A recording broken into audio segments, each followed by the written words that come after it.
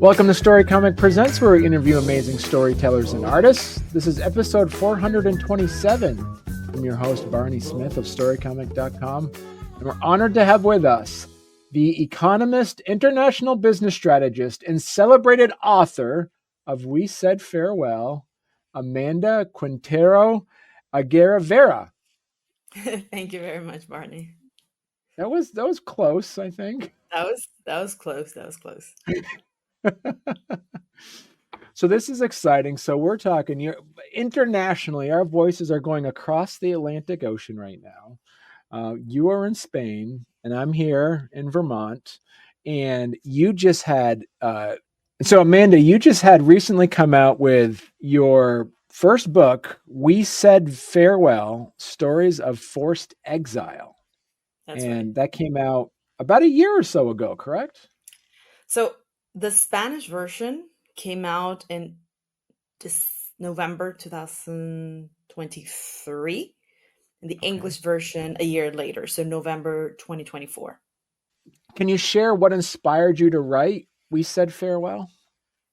Absolutely. So I would say the way I'm characterizing this book is a bit of autofiction mixed with testimonials. So the book is not one long story, but actually it's 5 short stories that recap 5 different characters that are not interconnected.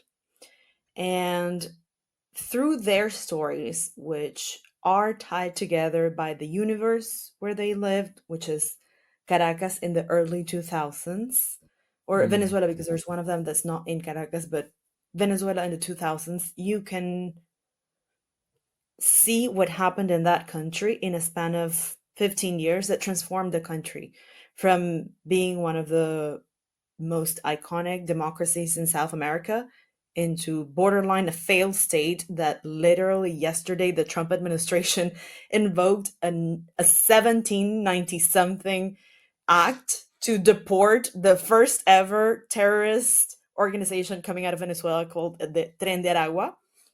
And that happened in less than 20 years. So it's really something, because I grew up in a normal country, let's say, like a normal place.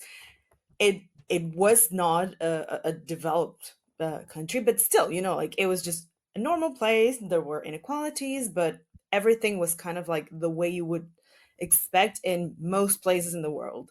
And then someone got elected in 1999, back when I was in primary school still.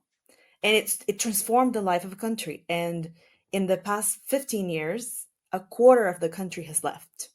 And I left in that bulk of people. So what moved me to write this book was kind of like my own process. I moved from Venezuela to France, and I was doing a master's in international relations. So it was something that came up very often because the kind of people I was hanging out, they sort of followed the situation through the news. And I kind of wanted to capture and document my point of view and the experience of people that I knew that represented 5 iconic moments in the unfolding of that story. So you mentioned those 5 iconic moments, and you tell these stories based off of an actual account, but through a fictional story of an actual events that were happening. Correct? Yes. Yeah. So what was the deciding factor to, instead of making it a biography, to telling actual stories, what was the process of actually creating fictional, like a story behind a real event that happened, instead of telling people's real stories behind that? Well, I think there's 2 parts to it. My very first experience into writing. So I studied economics. My background is in economics and finance, but I got into writing originally through blogging.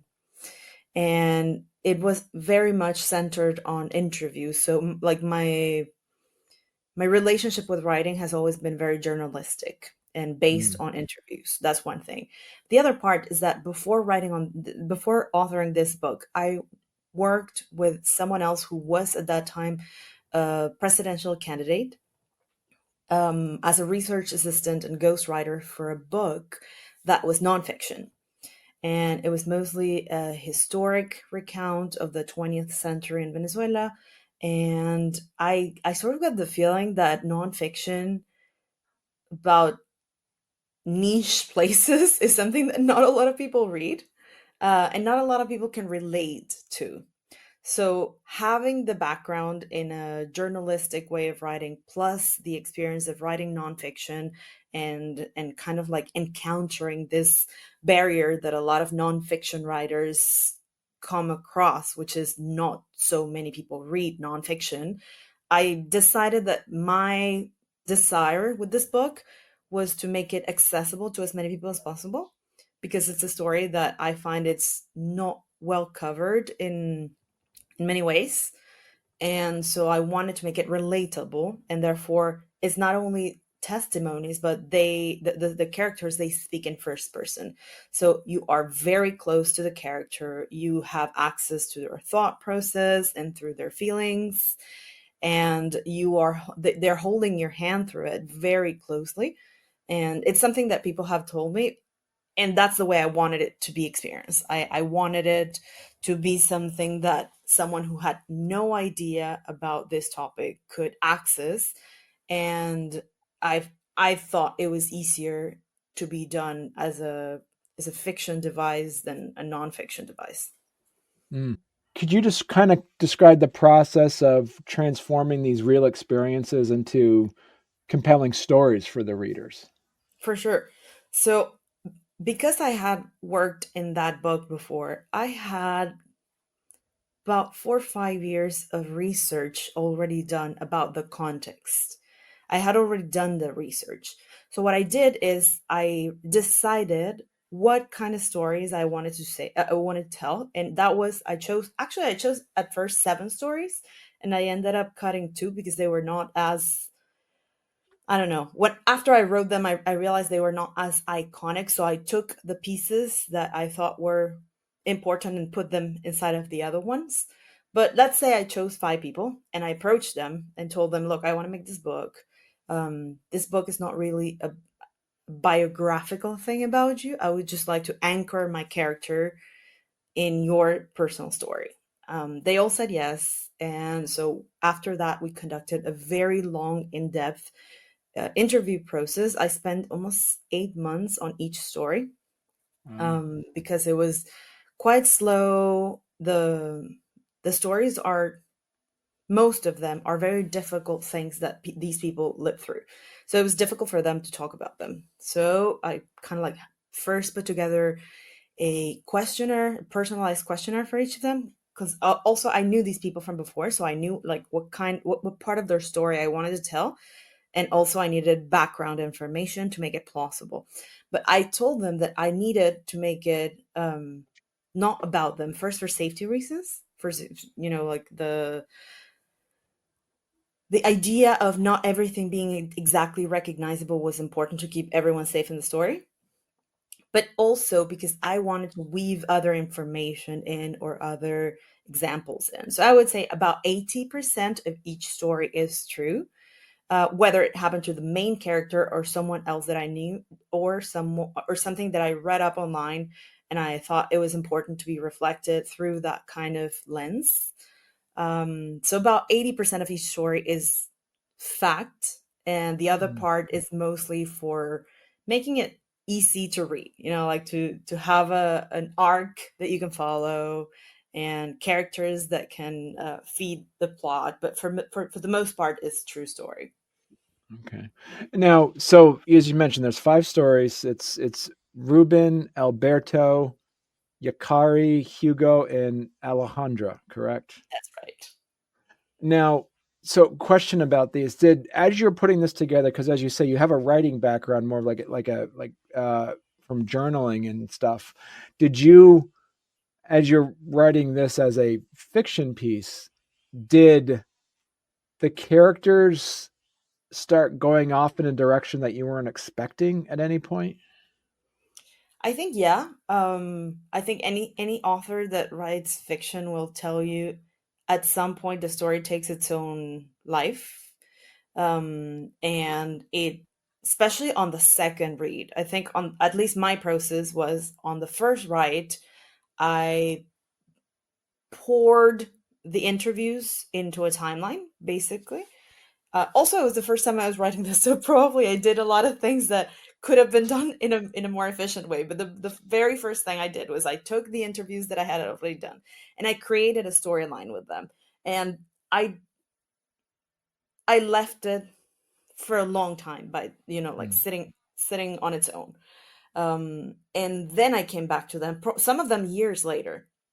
And when I came back to them, I realized there were things that were missing from the story that were not necessarily facts, but they were either tension. So like in some parts of the story, you needed something else to happen. Like it was Mm. just too much preamble for something that is going to like develop later on, but you needed subplots or something to create a little bit more entertainment in the meantime. And so yeah, sometimes the stories took their own curse, but mostly because of the pace that I wanted to keep, because I had as a goal that the reader should feel one specific feeling predominantly over each story. They each have their Mm. own style, and so for the first one, it was frustration. Like the reader was supposed to feel frustrated by the end, because that is the core frustration, the core feeling that the character is going through. Whereas the second one tends to be it's fear, like it's a story of a kidnapping. So there's a lot of things that are thrilling in it, and sometimes the dialogues go into crazy places.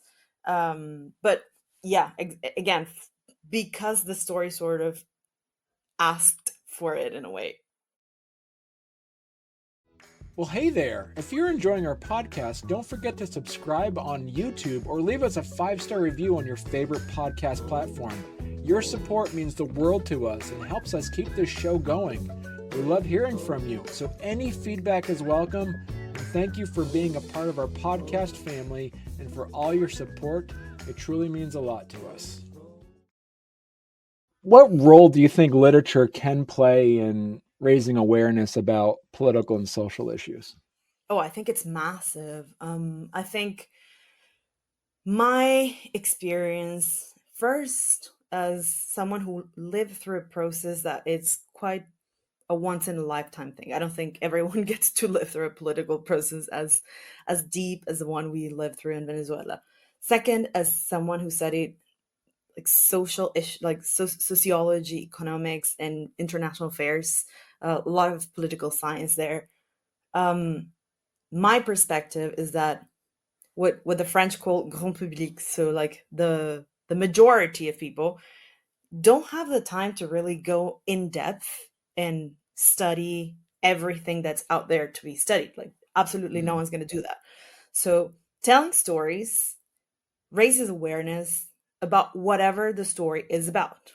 So, if you watch a lot of, I don't know, World War II content, you probably end up knowing a lot about World War II, whether you were expecting it or not. And it's a very human way to connect with the empathy and experience that other people have gone through.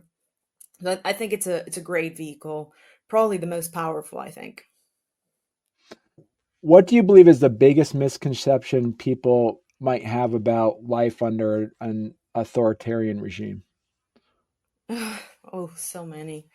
I think in the same, and this is something that I have discussed with friends that come from similar-ish, meaning other either authoritarian regimes or war-prone places. I think the biggest misconception is that you would expect everything is a tragedy all the time, 100%, and you feel 100% oppressed all the time.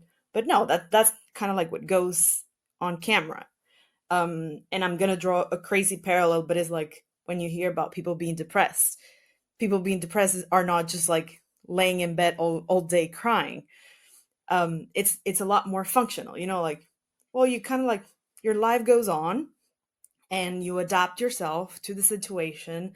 In authoritarian regimes in particular, one of the most um, difficult things to grapple with is the self censorship that starts to happen at the beginning.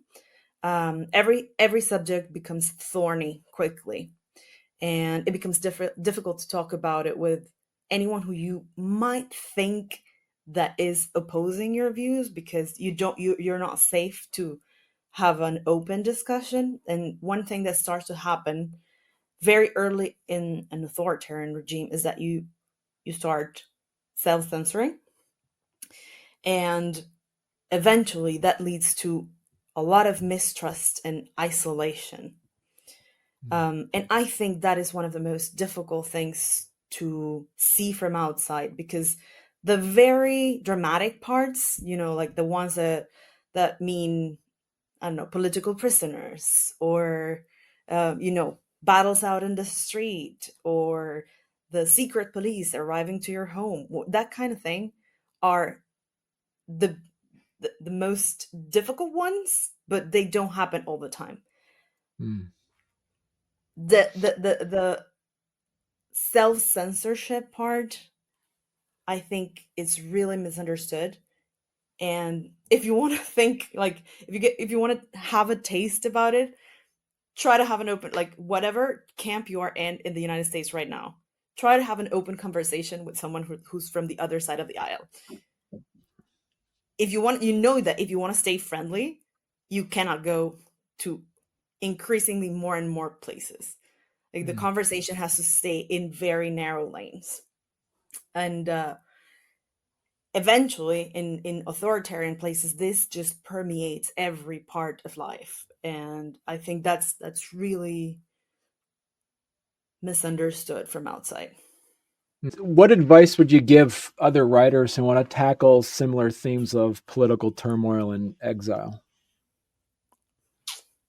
It's difficult to advise everyone without knowing the political consequences, because I've talked about this with other writers, Mm. and it depends on the consequences that your specific government can have. Like, I've talked to people who were poised to be ambassadors, and that political career died after they published something.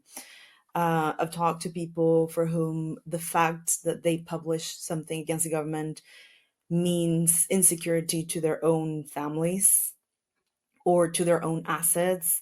So from the from how far you can go, I wouldn't dare to give advice, because it's very country dependent. But in general, I would, one thing that I chose and that it served me, and that people who have read my book have told me that they really appreciate it, was that I used a first account. I used the Mm. voice of people who lived through something objectively, and there's no one who can say they did not live through that and that they didn't feel that way.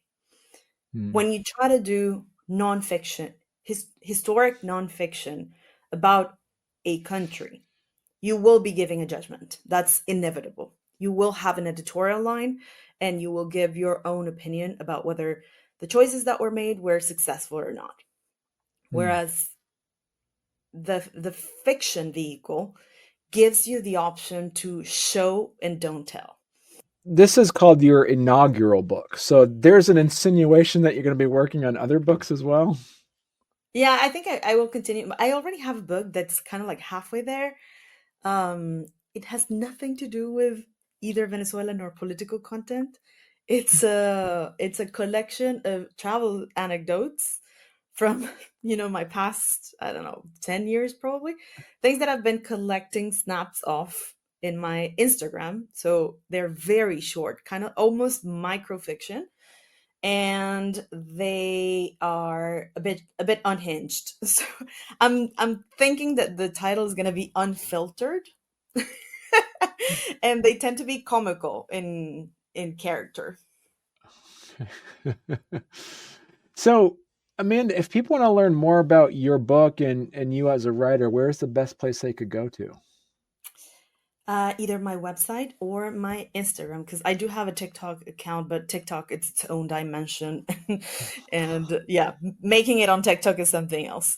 So I chose a bit of an unfortunate French name for it. I didn't think this through when when I chose the name, but I'm gonna read it in English. It's lesmotsamanda.com. So that Okay. means the words of Amanda in French. Uh-huh. Les mots de, actually, de, amanda.com. Okay. LESMOTSDE, amanda.com. And my Instagram is the same one, my author Instagram. So I'm available there. Like I write back if you text me. The links for the book are there, or some of the links are there because it's a self publication on Amazon, Hmm. and Amazon has different shops around the world. So, for example, if you're in Canada, there's a .ca, or if you're in Japan, is .jp. But I got the main ones on the website because those are the places where most people are purchasing the book. So, Amanda, you'll have to come back on once you have your second book coming out then. I'll be sure to reach out. Yeah. All right. It was a pleasure talking to you. Thank you very much, Marty, for having me, and I wish you all the best with this podcast. Thank you very much to everyone who listened.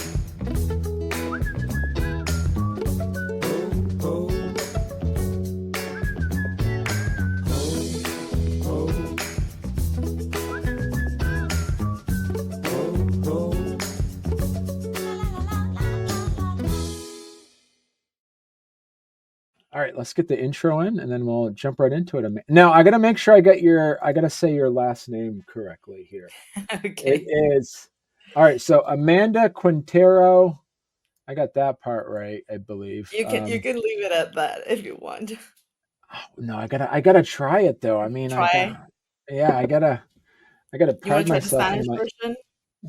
yeah. Okay, yeah. How was it? Agerrevere. Agerrevere. Oh yeah. Whoa, I can't roll my That's tongues. too many R's. Yeah. But I think you can go for Agerrevere. Agerrevere. No. Yeah, Let me do that again. I'm gonna spell it out phonetically. phonetically, yeah. It's the thing with Ager. non-phonetic languages is very complicated. I know. How did you say it again, Amanda? Agerrevere. Agerrevere. Mm, Ager. Uh, Agerrevere. No, it yeah, wasn't N. Agerrevere. yeah. Okay. Agerrevere. Hey, okay. Amanda Quintero Agerrevere. No. Yeah, Agerrevere, right? Yep. Or does it end with an E? Agerrevere. No, Agerrevere. In Spanish is an E sound at the end. Okay. Okay. Okay. Amanda Quintero Agerrevere. Avera. Yeah. That's gonna be so hard. All right, I got it though. I can do It's this. always I it's can do always this. his last name. It's always All right, here we go. you should see the French trying to do it. It's a lot of R's.